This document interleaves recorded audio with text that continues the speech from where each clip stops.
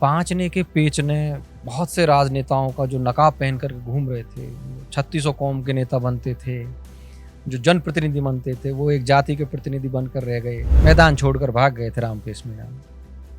इस पूरे आंदोलन को उन्होंने राजनीतिक तौर पर अपने गलत मंसूबों के तहत खड़ा किया था और उसमें हमारे जो भाई हैं मीणा भाई, उनको झोंका गया था इस आंदोलन में। 3 बार आदमी जो विधायक रह ले, 20 साल में 15 साल जो विधायक रहे और फिर भी इसको सॉल्व नहीं करवा पाए, तो मैं उनकी नाकामी मानता हूँ इस चीज़ को। 20-20 25-25 साल एमएलए एमपी बनते हो गए, उनका पेट ही नहीं भर रहा है। वो युवाओं को आगे ही नहीं आने दे रहे हैं, चाहे वो किसी भी जाति धर्म किसी भी समाज के हो। तो मैं तो चाहता हूँ कि ऐसे अंकल्स को है ना, जो रिटायर किया जाए और यूथ को आगे आने दिए। सोशल मीडिया पे या इन माध्यमों पे आकर के आप कुछ दिनों के लिए, चंद दिनों के लिए हवाबाजी कर सकते हो, लेकिन वो हवाबाजी कब कलाबाजी में बदल जाए, कब क्रैश हो जाए। जब एक बार छोड़ दिया ना तो पीछे नहीं हटेंगे। खूब आराम से पानी लो, और ऊपर वाला भी पानी दे रहा है, नीचे वाले भी पानी दे रहे, खूब आराम से पानी में रहो, हमारे कोई एतराज नहीं। स्थितियाँ इतनी विकट हो गई थी। मैं तो धन्यवाद करना चाहूँगा सरकार का, प्रशासन का और उन समझदार लोगों का कि उस स्थिति तक नहीं पहुँचने दिया आपस में दोनों समाजों को, कि जहाँ से जनहानि हो सके। किसानों का जो मुद्दा था वो नेताओं ने पगड़ी बंधाई का मुद्दा बना दिया था। श्रेय लेने की चक्कर में, श्रेय लेने की होड़ में दोनों किसान कौमों को आपस में झगड़वाने पर उतारू कर दिया था। समझौता होने के बाद में फिर भी लोगों के खुरापात नहीं रुकी। जब तीनों जगह पानी खोल दिया गया था, फिर भी उनको तो मुद्दे में से मुद्दा ढूंढना था कि यार ये इतनी जल्दी हल कैसे हो गया। कहते हैं कि बुराई चाहे भली कितनी भी बलवान क्यों ना हो, एक ना एक दिन अच्छाई के सामने हार ही है। पांचना बांध को लेकर राजस्थान की सियासत गरमाई हुई है। जिस तरह गुर्जर और मीणा समाज के जो लोग अपनी अपनी मांगों को लेकर सरकार के सामने अपनी मांगे जो है उन्होंने सरकार को बता दी है। उसके बाद में बांध का पानी छोड़ा गया, कमांड एरिया और जो डूब का जो क्षेत्र है वहाँ पर जो पानी को खोला गया। पूरे मामले पर आपने देखा कि किस तरह से हाकिम बैसला ने लगातार अपनी तरफ से बयान भी दिए कि पानी को लेकर, पांचना बांध के पानी को लेकर सबसे पहले पांचना बांध के पानी पर किसका हक होना चाहिए। सर, इस पूरे विवाद को आप कैसे देखते हैं? नहीं, ये एक किसानों की मांग थी जिसको बाद में विवाद बना दिया गया था। और चाहे वो यहाँ का किसान हो चाहे वहाँ का किसान, किसान ही होता है। और ज़रूरत के हिसाब से सारे लोग डिमांड्स कर रहे थे, लेकिन कुछ राजनीतिक लोगों ने इसको एक अपने स्वार्थ के लिए मुद्दा बनाया। मुद्दा बना करके दोनों समाजों को आमने सामने कर दिया और स्थितियाँ इतनी विकट हो गई थी। मैं तो धन्यवाद करना चाहूँगा सरकार का, प्रशासन का और उन समझदार लोगों का कि उस स्थिति तक नहीं पहुँचने दिया आपस में दोनों समाजों को, कि जहाँ से जनहानि हो सकती थी। इस पूरे विवाद को आप कैसे देखते हैं? जिस तरह से पानी खोलने को लेकर दोनों ओर से किसान ही तो थे, अपनी मांगों को लेकर सरकार के सामने पक्ष भी रखा। ऐसी स्थिति क्या बनी कि वो पानी भी नहीं छोड़ा गया और 20 साल जो पुराना लंबा जो समय था वो बीत गया? इसमें क्या है, किसानों का जो मुद्दा था वो नेताओं ने पगड़ी बंधाई का मुद्दा बना दिया था। श्रेय लेने की चक्कर में, श्रेय लेने की होड़ में दोनों किसान कौमों को आपस में झगड़वाने पर उतारू कर दिया था। मुद्दे को हल करवाना होता तो जब वो पद पर आसीन थे तब भी करवा सकते थे। जैसा आज डॉक्टर करुणलाल मीणा जी ने पहल की है, जैसे आज जवाहर सिंह जी बेडम साहब ने पहल की है।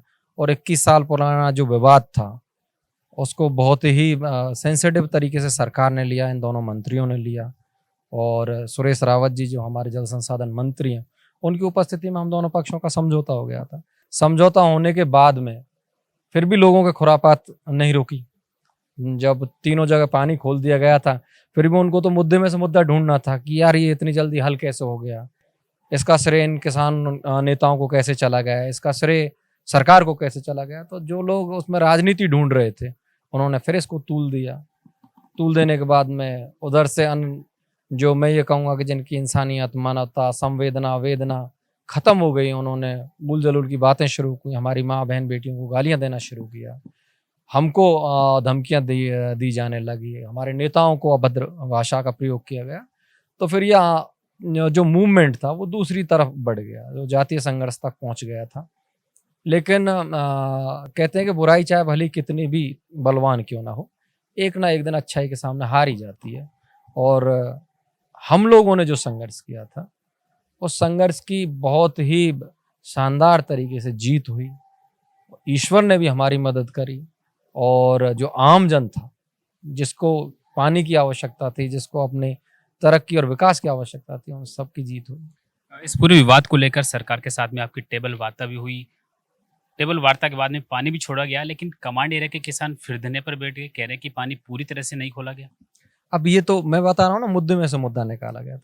जब पानी 21 साल से हम लोग रोक करके बैठे हुए थे, हमारी डिमांड्स पूरी नहीं हो रही थी सरकार से। सरकार ने आश्वस्त किया हमको, लिखित में पहली बार समझौता हुआ किसी सरकार के साथ में। सबसे बेहतरीन बात ये हुई कि दो ही पक्ष थे पहले, कमांड एरिया के और अपने कैचमेंट एरिया वाले, लेकिन उसके साथ हमारा जिसका पानी हमने रोका था, जिसका पानी रोक करके पांचना बांध बना हुआ था, गंभीर नदी क्षेत्र के लोग, वो भी इसमें ऑफिशियल तौर पर इसमें शामिल हुए, उनको भी जोड़ा गया। तो सबसे अच्छा जो समझौता था, सबसे अच्छी जो चीजें हुई थी, वो उस टेबल पर हुई उस दिन। पानी आज नहीं तो कल आ जाता, कल नहीं तो परसों आ जाता। टेक्निकल इशू था, 21 साल से कोई चीज बंद पड़ी हुई है, उसमें कहीं ना कहीं कोई ना कोई इशू आ सकता है, लेकिन उनको पेशेंस नहीं था सामने वालों को। पेशेंस जिनके था, उनको नेताओं ने मोटिवेट किया, उनको उकसाया कि ये सब दिखावा है, ये सब छला हुआ है जो तुम्हारे साथ कई सालों से होता आ रहा है। वो उनकी बातों में आ गए। अंत तो गत्वा वही हुआ जो पहले होना था। और मैं ये कह रहा हूँ कि जब इतना हर्ष और उल्लास का मौका था, उसको उन लोगों ने गंवा दिया और हमने उसको बहुत बेहतरीन तरीके से बनाया। वर्तमान सरकार में रामकेश मीणा एमएलए हैं, उन्होंने भी एक बयान दिया था कि अगर कमांड एरिया में पानी नहीं छोड़ा गया तो हम वही किसान हैं, वही धरना है, वही जगह सड़कें जाम कर देंगे। मैदान छोड़कर भाग गए थे रामकेश मीणा। इस पूरे आंदोलन को उन्होंने राजनीतिक तौर पर अपने गलत मंसूबों के तहत खड़ा किया था, और उसमें हमारे जो भाई हैं मीणा भाई, उनको झोंका गया था इस आंदोलन में अपने राजनीतिक हित के लिए। किसी दूसरे के इशारे पर, बड़े नेताओं के इशारे पर यह आंदोलन खड़ा किया गया था। और मैं तो धन्यवाद करना चाहूँगा डॉक्टर करुणलाल मीणा जी का, कि जो सांप रामकेश मीणा जी करुणलाल जी के गले में डाल कर गए थे, उस सांप को उन्होंने बहुत बेहतरीन तरीके से पकड़ा, अपने गले से नीचे उतारा। नहीं तो स्थितियां इतनी, देखो रामकेश जी का क्या बिगड़ता, विपक्ष में बैठे हुए हैं, आरोप प्रत्यारोप लगाने का काम, और काम तो कुछ कर नहीं सकते। सारा दारोमदार डॉक्टर साहब के सर पर फूट जाता। अच्छा होता तो भी और बुरा होता, हालांकि रामकेश जी ने किया तो यही था कि बुराई का ठीकरा इनके सर पर फूट जाए। लेकिन चूंकि डॉक्टर साहब मंजे हुए नेता हैं, बहुत सारे आंदोलन उन्होंने किए हैं, इन सारे गली रास्तों को बेहतर तरीके से जानते हैं, और उन्होंने रास्ता सुझाया, अपने लोगों को कॉन्फिडेंस में लिया। और दूसरी तरफ हमारे जो जवाहर सिंह बेडम जी हैं, उन्होंने बिना किसी लाग लपेट के, आरोप प्रत्यारोप तो कोई भी लगा सकता है, बाकी उन्होंने हमेशा किसान हित को ध्यान में रखा, और शांति और सुकून जो राजस्थान की एक पहचान है, उस कल्चर को बचाने के लिए उन्होंने काम किया। इस विवाद में एक चीज़ देखी गई कि किसान दोनों की मांगे है कि पानी चाहिए, लेकिन इससे राजनीतिक मुद्दा बना तो दिया, लेकिन उसके पास में जाति मुद्दा भी बन गया। मीणा और गुजरों के बीच इस सीधी लड़ाई देखने को मिली। नहीं, वो सीधी लड़ाई है ना, किसी नेता को राजनीतिक हित उसका उसमें था। अब हमारे इधर तो कोई नेता वेता थे नहीं, हमारे इधर तो हम ही थे। उधर 20 विधायक थे, एमपीज थे, कोई सरपंच था, कोई डायरेक्टर था, कोई जिला परिषद था, जिसको अपना अपना राजनीतिक फायदा दिखाई दे रहा था। तो लेकिन उनके मंसूबे पूरे नहीं हुए। सरकार ने, प्रशासन ने बहुत बेहतरीन तरीके से हैंडल किया। और मैं ये कहूँगा, पांचने के पेचने बहुत से राजनेताओं का जो नकाब पहन करके घूम रहे थे, 3600 कौम के नेता बनते थे, जो जनप्रतिनिधि बनते थे, वो एक जाति के प्रतिनिधि बनकर रह गए। और जो मैं ये कहूँगा कि हरीश मीणा जी जैसे जिम्मेदार आदमी, जो प्रदेश के डीजीपी रहे, जिनकी क्या नाम है, सबके प्रति जिम्मेदारी होती है, वो एक जाति के प्रति जिम्मेदार हो गए, और इतने गैर जिम्मेदार भी हो गए कि पांचना की तरफ कूच करने के लिए बोल दिया, चाय पानी का हिसाब मांगने लग गए, और ऐसे ऐसे शब्दों का इस्तेमाल उन्होंने किया जैसे सामने कोई वो तो शेर हो और आगे कोई बकरी बांध रखी हो। अभी आपने कहा कि 36 कौम के नेता भी इस पूरे मसले से दूर है। सचिन पायलट पूर्वी राजस्थान से एक बड़ा नेता है, राजस्थान के भी एक बड़े नेता माने जाते हैं। उन्होंने एक स्टेटमेंट दिया था कि पानी पर सबका हक है, पानी को खोलना चाहिए। इस बयान को आप कैसे देखते हैं? क्योंकि उन्होंने सिर्फ बयान दिया, धरातल पर वो चाहते तो और इस पांचना बांध पर और स्टेटमेंट देकर जल्दी से जल्दी जो विवाद था वो सुलझाने का प्रयास कर सकते थे। नहीं, पायलट साहब ने है ना, जो शुरू में ही कह दिया था, किसानों के हित में उन्होंने बात की थी, सबको पानी की आवश्यकता, सबको पानी मिलना चाहिए। क्योंकि सरकार में नहीं है तो अब वो इन चीज़ों को इम्प्लीमेंट नहीं कर सकते। जब सरकार में थे तब ये रामकृष्ण जी के हाथ में था ये मामला, वो हमारे गहलोत साहब के सलाहकार थे, तो वो कर सकते थे। आज उस स्थिति में पायलट साहब नहीं थे, फिर भी उन्होंने किसानों के हित की बात करी थी। दूसरी चीज ये थी कि जो पायलट साहब ने कहा वही सरकार ने भी तो किया है अब, कि सबको पानी। तो आज उस सरकार ने सबको पानी दिया, फिर भी सब पानी से संतुष्ट नहीं हुए। वो लोग हैं जो जिनको राजनीति करनी थी वो पानी से संतुष्ट नहीं था। दरअसल उनकी लड़ाई पानी की नहीं थी, उनको अपने हित साधने थे। कैसे एक ऐसा माहौल क्रिएट किया जाए जिससे एक जाति है जो दूसरी जाति के खिलाफ खड़ी होकर के, और जब चुनावों का टाइम आए, जब मतदान हो, तो इस मुद्दे को भुना करके हमारा फायदा देखा जाए। बाकी 3 बार आदमी जो विधायक रह ले, 20 साल में 15 साल जो विधायक रहे, और फिर भी इसको सॉल्व नहीं करवा पाए, तो मैं उनकी नाकामी मानता हूँ इस चीज़ को। पांचवा बांध को लेकर हाकिम बेसला पूरे मामले को गहराई तक समझते हैं, वहाँ मौजूद भी थे आप धरने में। लोग कह रहे हैं कि हाकिम बेसला इस पांचवा बांध विवाद के बीच एक नेता बनकर उभर गया। कुछ लोग ये भी बातें कर रहे हैं कि हाकिम बेसला सिर्फ कैचमेंट एरिया के लोगों के साथ में, ना कि कमांड एरिया के लोगों के साथ में। नहीं, मेरी क्या है, सिचुएशन बहुत स्पष्ट है, वो बड़ी क्लियर है। मैं सही में मैं मेरे लोगों के साथ में रहूँगा। मेरी जिम्मेदारी जिनके प्रति है मैं उन्हीं की बात करूँगा। हाँ, ये अलग चीज़ है कि मैं सिर्फ मेरी सोचूं। अगर मेरी कंप्लीट हो जाती है तो मैं फिर अपने दूसरे भाइयों की भी सोच सकता हूँ। लेकिन अगर मैं ये राजनीतिक भाषा का इस्तेमाल करूँ कि मैं 3600 कौम की सोचता हूँ, मैं खुद मेरा पेट खाली पड़ा है और मैं दूसरे को है जो क्या नाम पनीर खिलाने कहाँ से जाऊँ। तो मेरी तो स्पष्ट सोच है इसमें। जो रही बात नेता बनने की, तो नोटिस अब होने लगे। बाकी कर्नल बेंसला साहब के साथ में खूब आरक्षण आंदोलन में रहे हैं, खूब सारा संघर्ष किया है, पुलिस में भी रहे हैं, वहाँ भी खूब सारा संघर्ष किया है। नोटिस अब हुए हैं तो लोगों को अब पता चला है। और कोई भी आंदोलनों से बहुत सी चीज़ें पॉजिटिव निकलती हैं। जब आप एक सफल आंदोलन करते तो वहाँ से नेता भी पैदा होते। इस पूरे मामले पर मनोज मीणा ने भी एक बयान दिया था, कहा कि पानी तो छोड़ना ही पड़ेगा। पांचवा बांध के जो कैचमेंट एरिया के जो लोग बैठे हैं, अगर हमारी बात नहीं सुनते तो हम वहां आकर उनको उठाएंगे और पानी खुलवाएंगे। अब ये तो बड़ बोले बोल है, ऐसे ये जो बड़ बोले जो बोल है ना, देखो मैं उस कम्युनिटी में अगर किसी को सबसे बड़ा नेता मानता हूँ तो वो डॉक्टर करोड़ीलाल जी हैं। अब डॉक्टर करोड़ीलाल जी अगर कोई बात कहें तो मैं मानता हूँ कि हाँ, हमारी कोई जिम्मेदारी बनती है कि उनके खिलाफ या उनके सामने कोई बात रखें। ऐसे तो बहुत घूमते हैं, ऐसे लोगों की तो जमात इतनी है कि कोशिश कर रहे हैं वो नेता बनने की। लेकिन उनको मैं एक फ्री की सजेशन दे जाता हूँ तुम्हारे चैनल के माध्यम से, ऐसे कोई नेता नहीं बनता। नेता बनने के लिए आपको सबसे पहले मर्यादाएं, सीमाएं और अपना आपको कंट्रोल में रखना पड़ता है। फालतू की बकवाक इधर उधर की करने से सबको पता है मेरे अंदर कितनी पावर है, मैं क्या हूँ, मेरा बैकग्राउंड क्या है, मैं कितना स्ट्रगल कर चुका हूँ या नहीं कर चुका हूँ। सोशल मीडिया पे या इन माध्यमों पे आकर के आप कुछ दिनों के लिए, चंद दिनों के लिए हवाबाजी कर सकते हो, लेकिन वो हवाबाजी कब कलाबाजी में बदल जाए, कब क्रैश हो जाए, इसका भी बड़ा डर रहता है। तो मैं तो कहूँगा, मैं चाहता हूँ, देखो मैं पूरे राजस्थान प्रदेश में चाहता हूँ कि युवा आगे आए, अच्छे पढ़े लिखे युवा आगे आए, पॉजिटिव थॉट वाले युवा आगे आए। और मेरे तो ये सोच भी है, मैं तो आगे भी इसी पे काम करूँगा कि जिनको हम 3-3 पीढ़ी से पदों पर देखते आ रहे हैं, जिनको 20-20, 25-25 साल एमएलए एमपी बनते हो गए, उनका पेट ही नहीं भर रहा है, वो युवाओं को आगे ही नहीं आने दे रहे हैं, चाहे वो किसी भी जाति धर्म किसी भी समाज के हो। तो मैं तो चाहता हूं कि ऐसे अंकल्स को है ना जो रिटायर किया जाए और यूथ को आगे आने दिया जाए।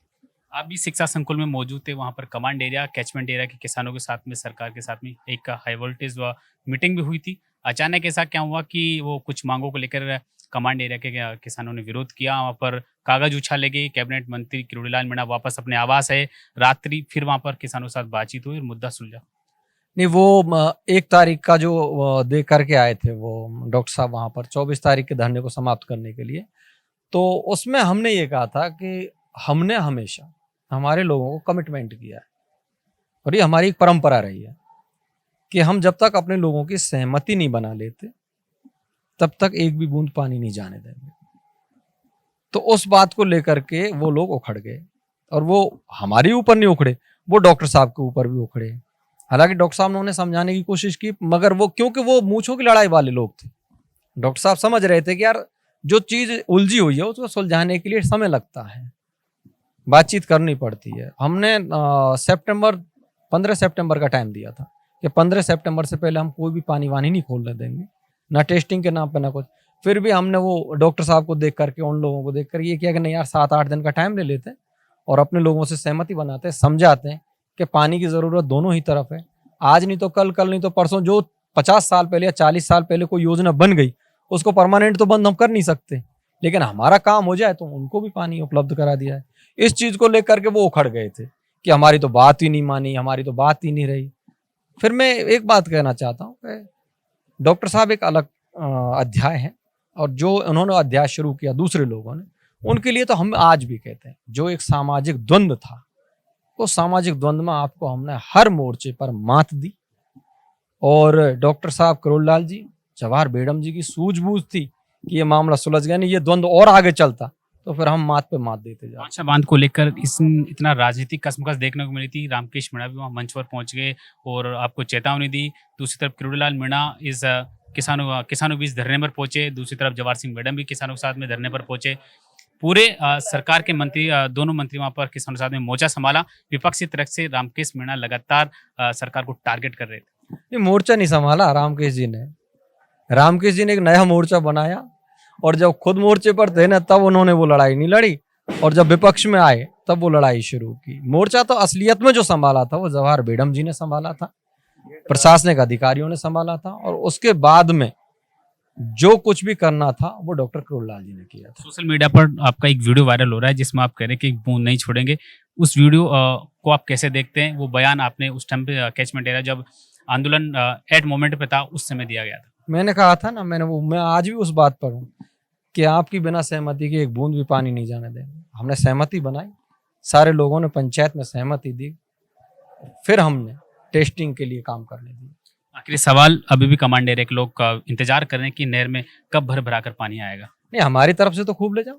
एक बार हमने जब एक बार छोड़ दिया ना तो पीछे नहीं हटेंगे। खूब आराम से पानी लो, और ऊपर वाला भी पानी दे रहा है, नीचे वाले भी पानी दे रहे हैं, खूब आराम से पानी में रहो, हमारे कोई ऐतराज नहीं है। ये थे मेरे साथ हाकिम बेसरा, जिन्होंने पांचवा बांध को लेकर किस तरह से कैचमेंट एरिया में किसानों के साथ में मौजूदा वहाँ पर मोर्चा संभाले धरने पर बैठे। पूरे हालात पर इन्होंने बयानबाजी और राजनीतिक दौर पर जिन विपक्ष के नेताओं को भी उनको बखूबी बोला, और इस पांचवें बांध पर सिर्फ इन्होंने एक ही कहा है कि किसानों के साथ में धोखा नहीं होना चाहिए, किसान हमारे भाई है, सबको पानी पर हक है।